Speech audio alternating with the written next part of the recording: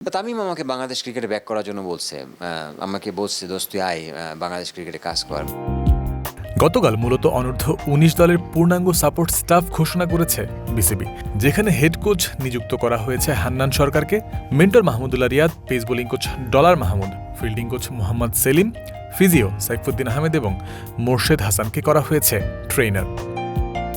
এই প্যানেলেই ইমরুল কায়েসকে যুক্ত করার পরিকল্পনা ছিল বিসিবি সভাপতি তামিম ইকবালের। তবে দিন শেষে এই পরিকল্পনা আলোর মুখ দেখেনি। ইমরুল আপাতত কাজ করবেন হাই পারফরম্যান্স দলের পরবর্তী অস্ট্রেলিয়া সফরে ব্যাটিং কোচ হিসেবে।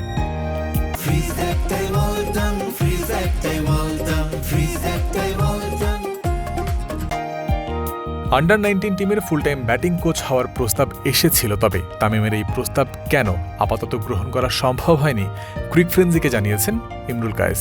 আমাকে মূলত তামিম ইকবাল আন্ডার-19 টিমের ফুল টাইম কোচ হিসেবে থাকার জন্য বলেছিল, কিন্তু দলটার দেশের বাইরে ট্যুর থাকবে, 2 বছরের সার্কেল, তো আমার জন্য খুব কঠিন হতো বিষয়টা।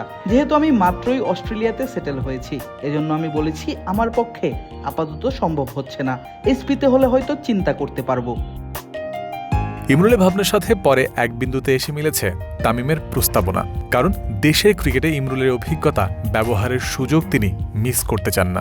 তামিম আমাকে বলল, তাহলে তুই বাংলাদেশ ক্রিকেটের সাথে থাক, তোকে কাজ করতে হবে, তোর এক্সপিরিয়েন্স দেশের ক্রিকেটে তোকে লাগবে, তুই এইচপি টিমের সাথে কাজ কর, এখানে খণ্ডকালীন চুক্তিতে তুই আয়, এইচপি বা এ দল বিদেশ সফরে যখন যাবে তুই ওখানে টিমের সাথে কাজ কর।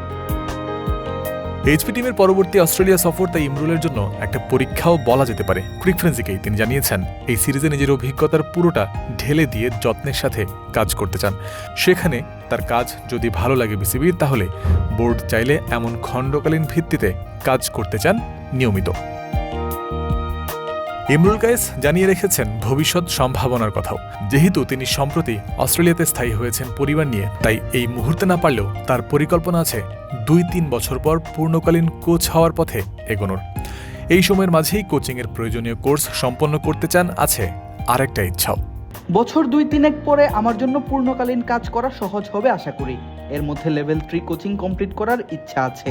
বিগ ব্যাশ বা অন্য কোনো ফ্র্যাঞ্চাইজিতে কাজ করে যদি অভিজ্ঞতা অর্জন করতে পারি, তাহলে আমার জন্য আরো ভালো হবে। জয়ন্ত বিন্দু, ক্রিক ফ্রেন্সি।